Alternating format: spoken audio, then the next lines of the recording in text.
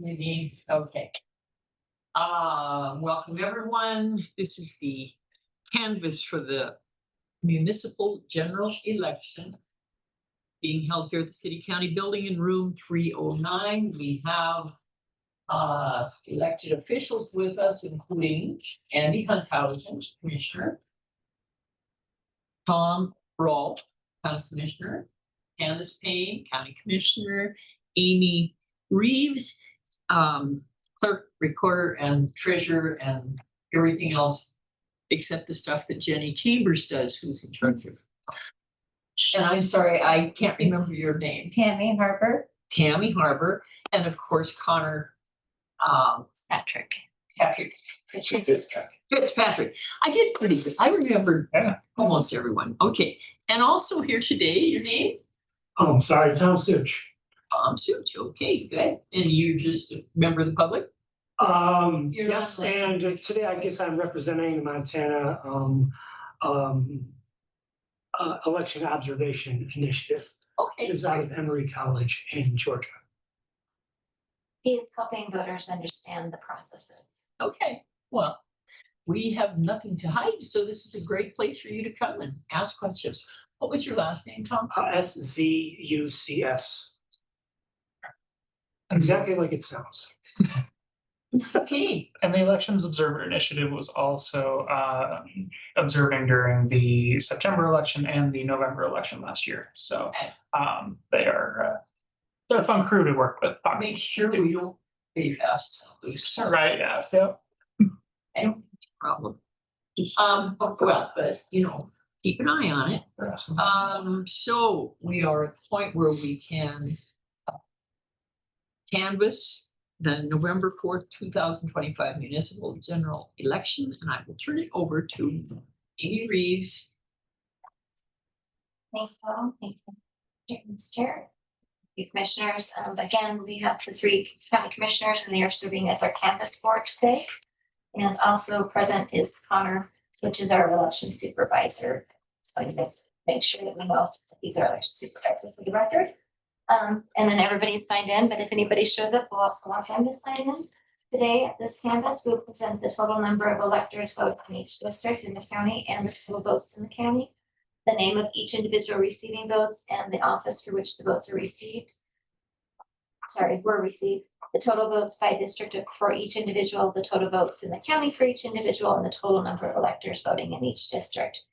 This information is provided in the format of the 2025 Helena Municipal General Election Canvas Report, which is the one that's in landscape and mixed up format, which details the number of registered voters, number of votes cast, the number of ballots counted, as well as the election results report from the tabulator, which looks like this. It's a paper clip to do a favor.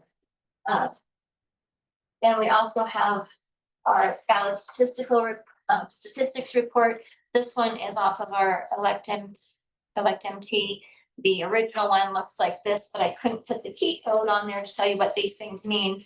So wanted to make sure that we knew what the headers of the columns meant. So ours are pretty fluid today. And then after reviewing the information presented by the elections department, the commission may review any documentation or ask any questions. And the commission may then certify the results of the election if you choose to. I just want to show you guys, because I bring a cart in here every single time and it's full of boxes. This was our election this time. Yeah. So Sans the ballots, of course. super exciting and all fit in one little tiny box and not like Yes. All of our multiple reports paper boxes. So super excited. The ballots are all secured downstairs. Yeah, of course they are. Always are.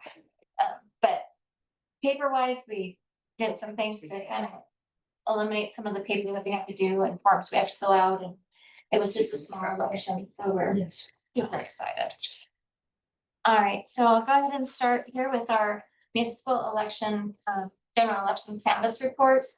This report, basically the top part is our registered voters. So that first line, that does include our inactive voters. So the number that you see that we sent out on the next line down for ballot issues is quite a bit different. You'll see on the total line, there's a little over 3,600 difference. That's because we had inactive voters that we weren't able to send a ballot to because They need to be active for a mail ballot election in order to automatically receive a ballot. They are, however, still eligible to vote. They just have to come into our office and reactivate. and on Yeah, those voters who just- couldn't vote. Point out to me the line with the 3,600. I just calculated that in my head, so Oh. if you look at the 24,000 and then below that, the 21,315. So just that difference, and Yep. then below that, ballots issued, you'll see on, here we have a column for our total, so that's for the total election itself. The next three columns are our ballot styles, so you have Helena, you had East Helena 1 and East Helena 2, because there's two different wards in East Helena East that had. Helena's broken up by ward specifically, whereas Helena is electing their commissioners at large. And then the next two are by the NV themselves. So you have the city of Helena versus the city of East Helena. So all of those details are there. So we'll kind of go through this form. The top again is your registered voters. You will notice the total of East Helena here. The very last column is the EH1 and the EH2 columns added together. Right. So the second line with numbers on them is that ballot issued. And again, we issued 21,000 total, 350. Below that, we had 9,020 that were not returned to our office. That could be that they simply did not get it, they moved away, or they just chose not to vote. Normally, if they get it late or it doesn't make it to them because they moved away, we would usually get it back as a undeliverable. But we get undeliverables for a while because the post office. Unfortunately, we'll get undeliverables for a few months after each election, which is unfortunate. Yeah, I don't know what happens at the post office, but they trickle to us. We do get a large amount within a week, week and a half of sending out ballots. But then we'll get handfuls back and then it'll taper off to 1 and 2. So it is not the best, unfortunately. So on the fourth line down, you have that total of 12,295. That is the 21,000 total ballots issued minus the not returned to equal the ballots returned of 12,295 total. Below that, we have our processed and rejected. We had a total of 130 that were processed but rejected. And the reasons below there are indented. So we have no signature. We had 3 of those. Signatures did not match. We have 25. And then we have 21 of the birth year missing or incorrect, and then 81 for the late election. There were times that we may have had a signature issue and a birth year missing, and there isn't an option in our system to choose those yet. So this is something new that happened in legislation with the year. So we're expecting in the future to have the opportunity to hopefully pick that. So those numbers there would equal that 130. And then below that, we have our canceled and voided of 250. Those canceled and voided could simply be that we voided it out so we could reissue it to the same voter, but they didn't get their ballot for whatever reason. Or request. Yeah. Or they could have moved to a different county. So we may have issued them a ballot, but then found out that they moved to another county and would rather vote there. The undeliverables, again, that's from the post office. They did not make it to the voter, whether the voter moved, the address, for whatever reason, they couldn't deliver it. I don't know why. Again, it's a post office for broad reasons. their reasons. And we had 731 of those at the time that we did this canvas report. Again, they're trickling in. And every one of those voters got a postcard sent to them, forward service requested, notifying them, hey, we received your ballot from the post office as undeliverable. You can use this form to update your address with us, or you can come by, pick it up in the office if you want to vote it during this election. But the election now passed. Any cards we get back now are just an address update, more than likely. Okay, All right, so the total then would be basically the 12,295 minus the 130 rejected, minus the 250 canceled and the 700 undeliverable to get us to 11,184. That is all our elect MT information. So that's all our database, and that's how we're tracking them off of when we get the affirmation envelope back from our office. We verify the signatures, so that signature that didn't match or was missing, birth year missing, is off of the envelope itself. It's never been opened at that point. It's still that affirmation envelope, and our staff is filling out a balancing form to keep track of all those envelopes in batches of 20 or less, depending on how they come to us. The next section oh, sorry, and also this blue, nice pretty blue here, it matches the numbers that you'll see for the rejected. And there is a key down here at the bottom, so our column I is the issued, the N not returned, and you'll see all of those things, so you can look back at those and see those matching those totals. I have a question. Amy. Back at the numbers in the received and processed, Yes, and the total ballots returned was 12,295, yes, and then the total processed and accepted is 11,184. So is the total of these the 133, 25, 21, 81, 250, and 731 the difference between the 12,000 and the 11,000? yeah, the ones in bold, they're under received, those three things, processed / rejected, canceled / voided, and undeliverable are subtracted off of the total ballots received. So So that 12,295 minus the 130, yes. and then if you go down minus the 250 and minus the 731 equal the 11,184. So those numbers right below the 130, the 3, the 25, the 21, and the 81 are subsets of that 130. Okay, they add up to 130. Yes. That was where I got lost. Thank you. No problem.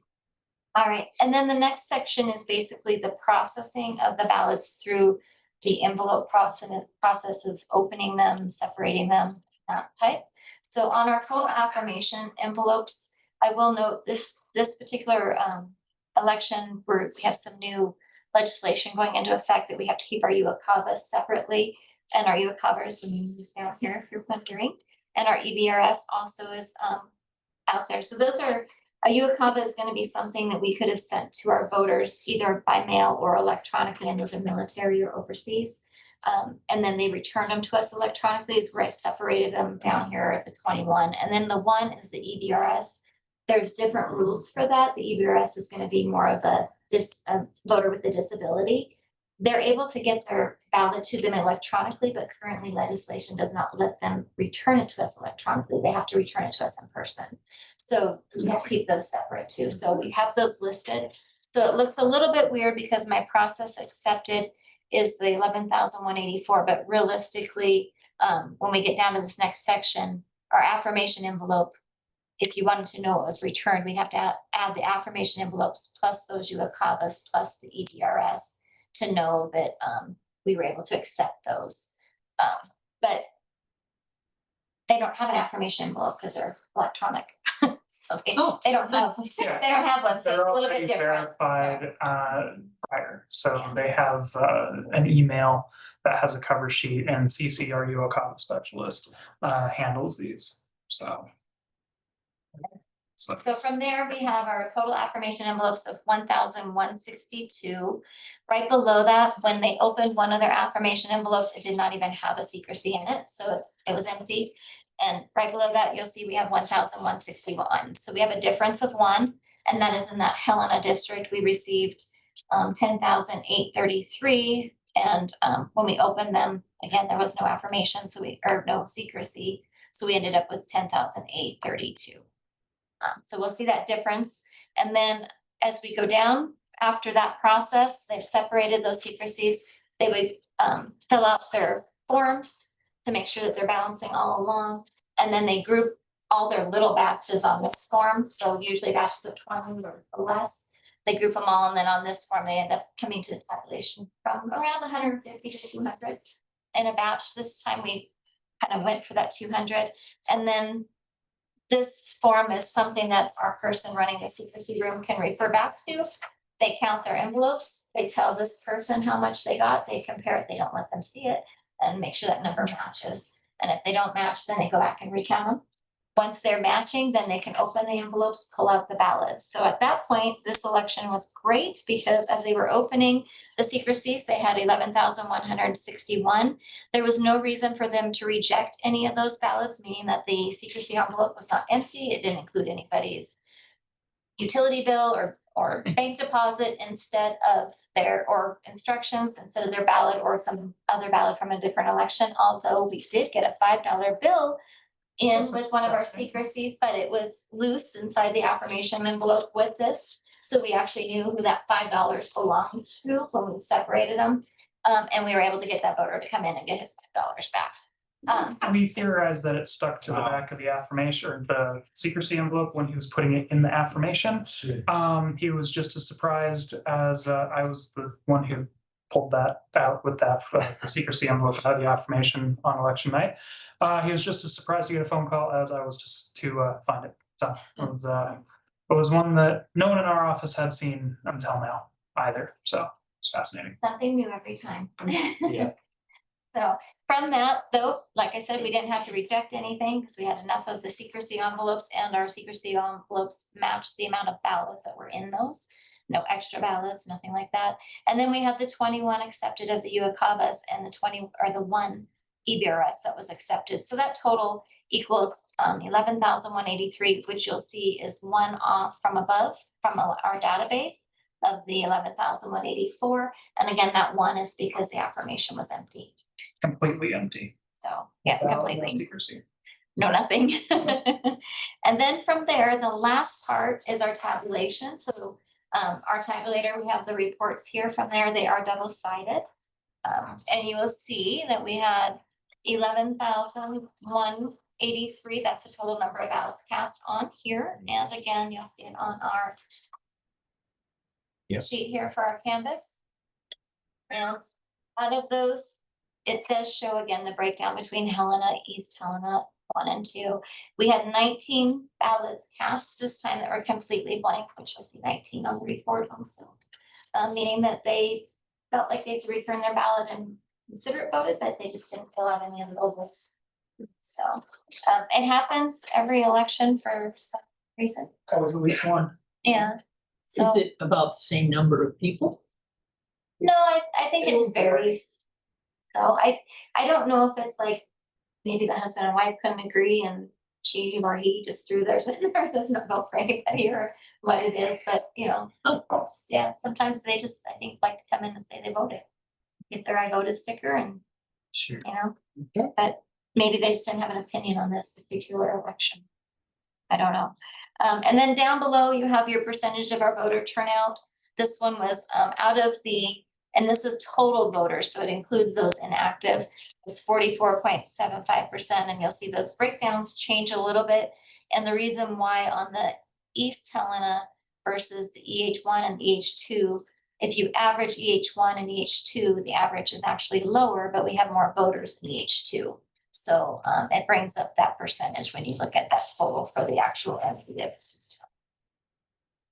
And you may be wondering why the turnout percentage for the East Helena ballot styles is so low.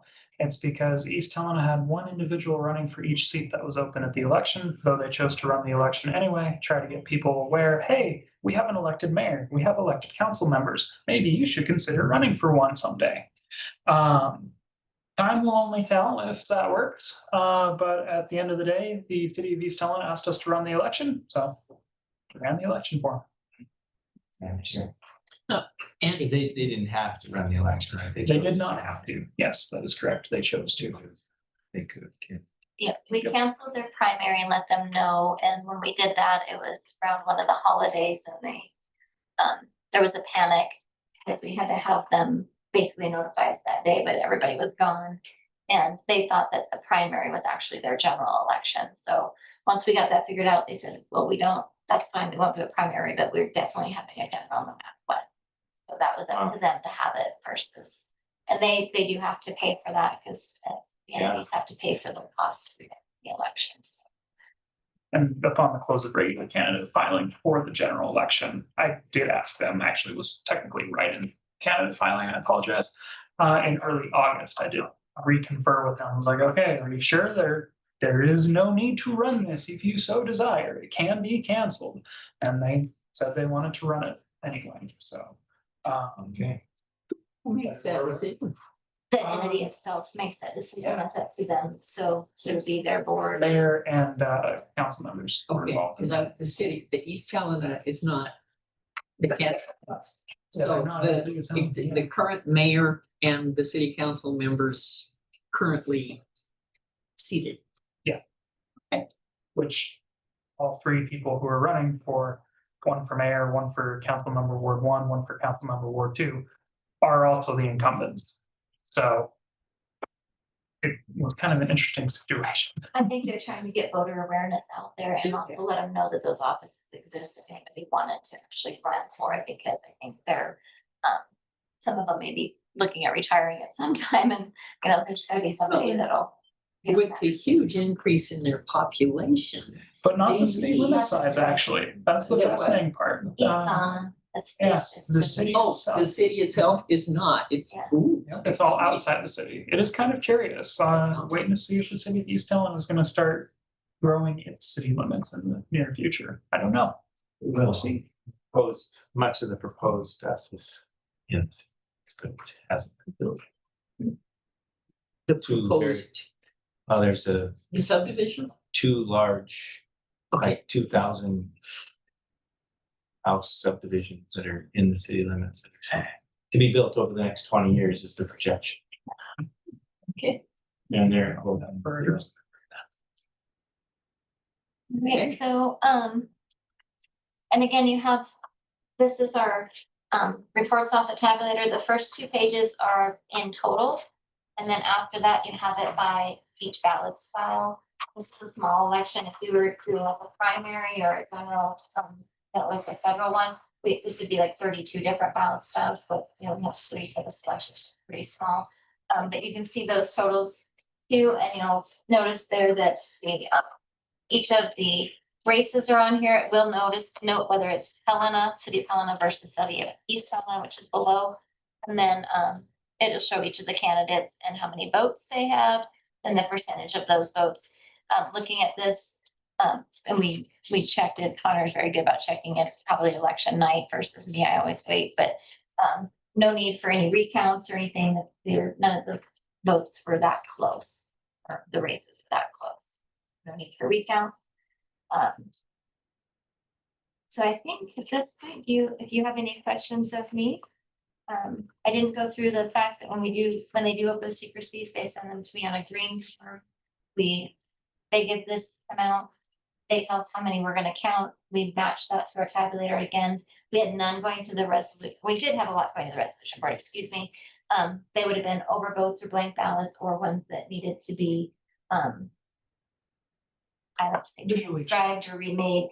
They are, for whatever reason, the tabulation equipment couldn't read it, whether it was because they had too much food on there or drinks on there, or they ripped it up, or whatever it was that made it to where the tabulator couldn't read them. We had some that actually couldn't even go through the tabulator. They were so bad.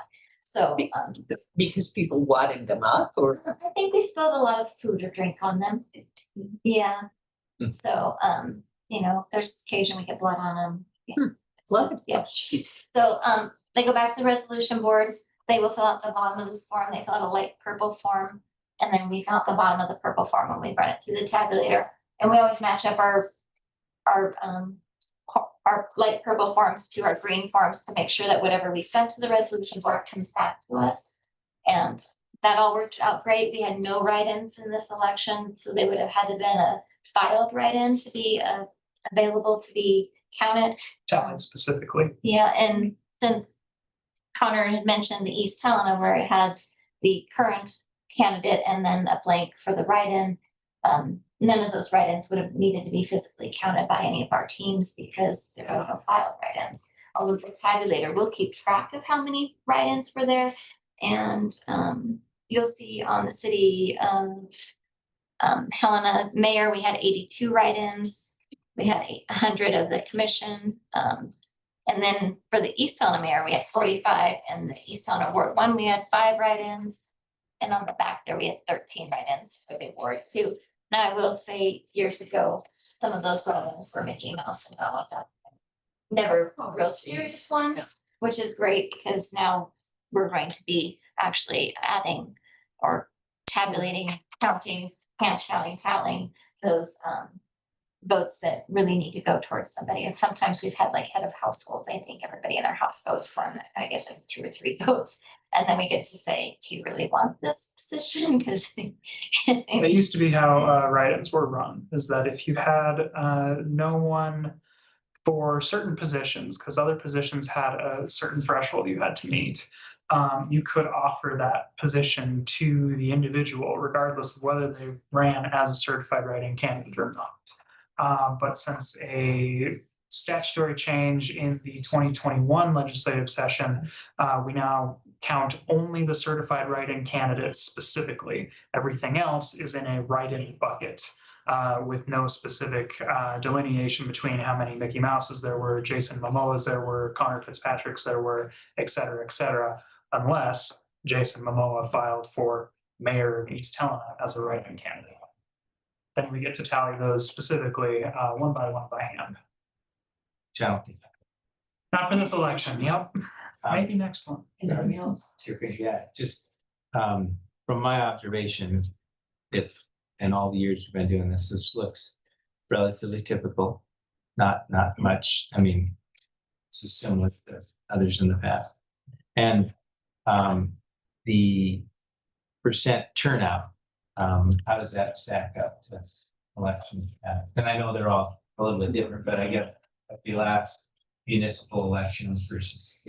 The last municipal election was just basically awards. We only had like 3,200 voters. One of our city of and- Helena neighborhood councils, yeah. Right. And that Yeah, was- you'd have to compare like. write-ins. Mayor to mayor, however, from 2021, turnout for Helena is similar.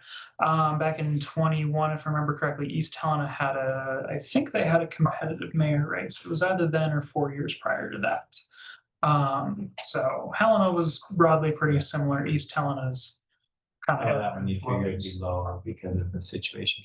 And then you may have already done this, but and I was reading or something, but just for the record, explaining over and under votes.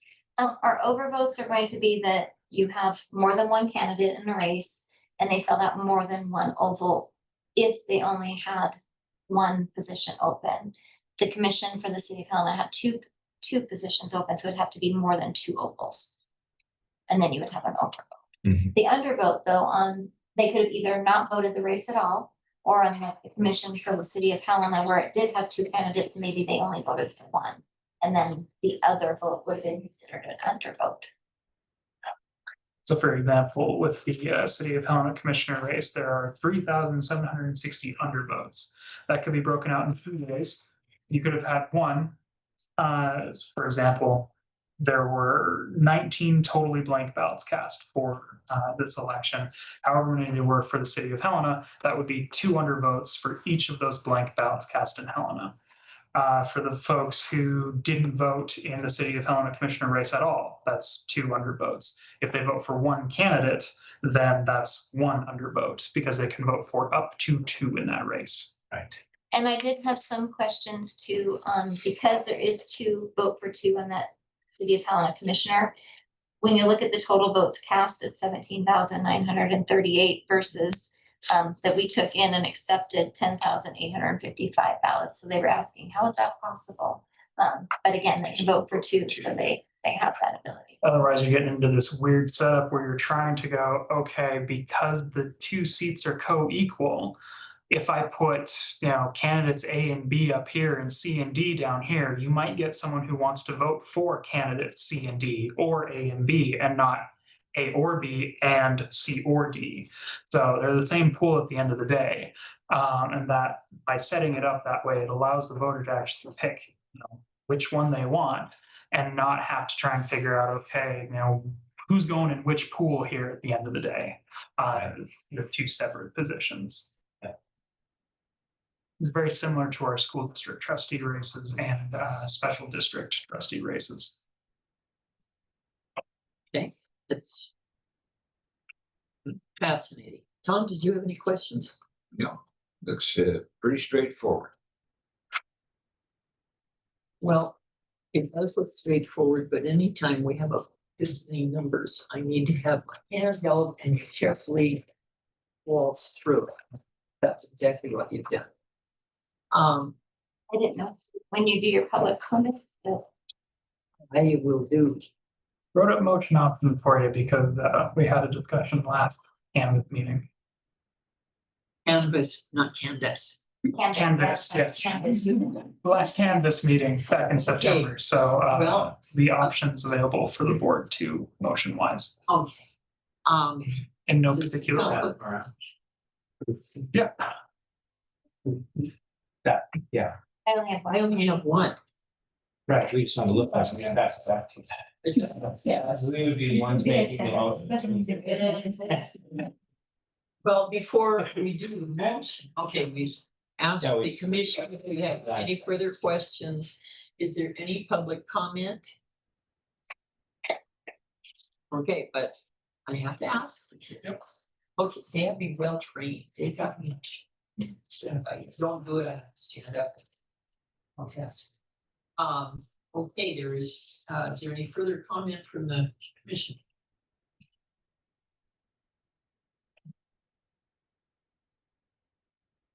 Seeing none.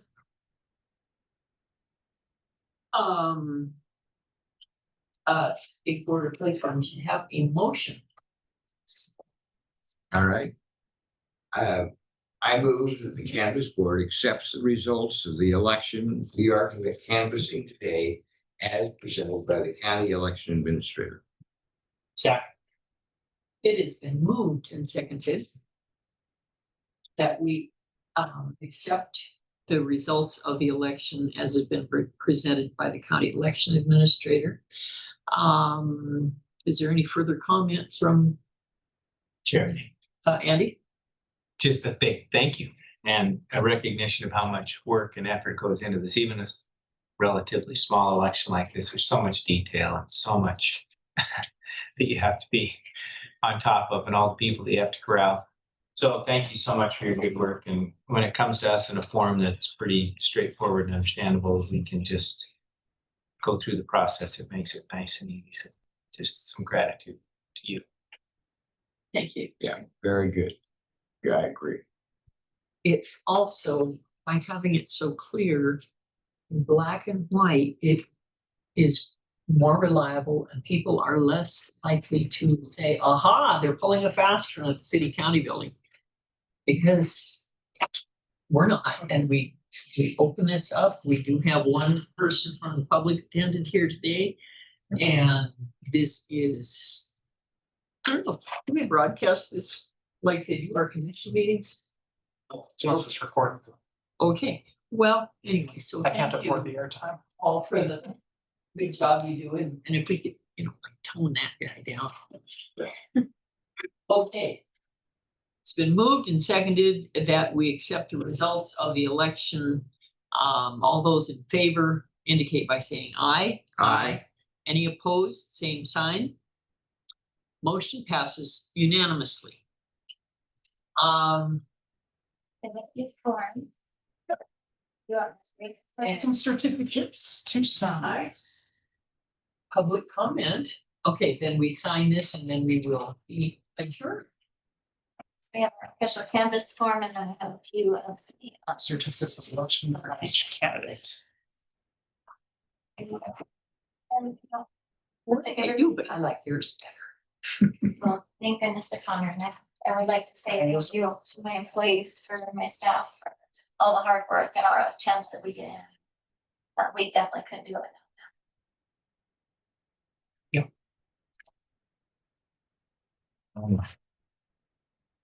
Quite a few volunteers. Yeah, roughly the same amount we had for September, but the cadence was a little bit different at the end of it. Because initially turnout on this one was kind of slow. I think a lot of folks were kind of, I don't know. They're both okay for the mayor, right? Because they are both incumbent City of Helena commissioners. But then I think a few things may have jogged a few people loose because turnout really picked up the day before and day of election day. And this is the first election that we did not pre-open the secrecies on Thursday or Friday before election day. So we actually started on Monday, which is unheard of, I think. But I think part of that was due to just not as much of a voter Yeah, turnout. the number as of votes expected. cast. So Yeah, that initial turnout runs low. Did pick up the day of the day before. Yeah. First, kept it a little after midnight. Most of our folks were home before midnight, though, thankfully, so. You didn't have to sleep in the city county building that night? I never sleep in the city county building. Oh, you stay awake the whole. Oh, usually I'm standing the whole time, yeah. And the best way to do it, if you're gonna have to stay awake, then you should be standing. Those federal elections get wild. We signing all the calls. No, I'm gonna put those right in there and. Oh, that's our report See it. box. I'm gonna carry it back downstairs. I guess this one around. Right? This one, this has got, this one has both commissioner and mayor on it. Oh, did I type? Oh, on one of the certificates of election? Oh. Or did we need to? Office of Helena Did I City miss it? Commissioner Mayor in. Yep, I typoed. Oh, bugger. How about Okay. this? So we can draw a line through. We'll get a new one. Yeah. Is that the only one? This just says mayor, Okay. and that one just says commissioner. I even proved That's a these. good catch, Tom. Well, Well, somebody. Says Ward 2 City Council member. Conroe, Donald. come back up and get your guys' signatures, We'll sit so. around for a little while to get some over. Yeah, I'll just reprint, run back up first. Perfect. Those ones. Great. Yeah, first just like pretty easy. It's you guys that are. Homework. Great. And then, Thanks for coming. oh, we got public comment and adjourning, right? Thank you for, I asked for public comment, further public comment. No, How many of these have you sat through? including this one? Yeah. One. So we do the best job of any you've seen, huh? Okay, well, I'm glad you were here. It always is kind of reassuring that somebody cares, that somebody's paying attention, and Yeah, it's nice. we really do try to do everything that we can to make sure this is. So we have something about this year's. Yeah, and I learned something today too. East Helena didn't have to run the election Right? and chose to, which is nice to hear. Hopefully it doesn't expense them too much. I mean, We'll find out. and Yeah. we I don't bills are think it coming in. will. Yeah. They may think it's worthwhile to make sure it is done without question. Oh, and so it's because it was all incumbents, correct? Yes. Who's running there, and yeah, that makes a perfect sense for transparency. Nobody can question anything after that. So They can, but it's why, well, Right. people will question regardless. Yeah, that's. Well, they may feel, to the people who cast a ballot, may feel that, okay, I voted, so I can't complain, right? Thank you. Yeah, or the person who didn't cast a ballot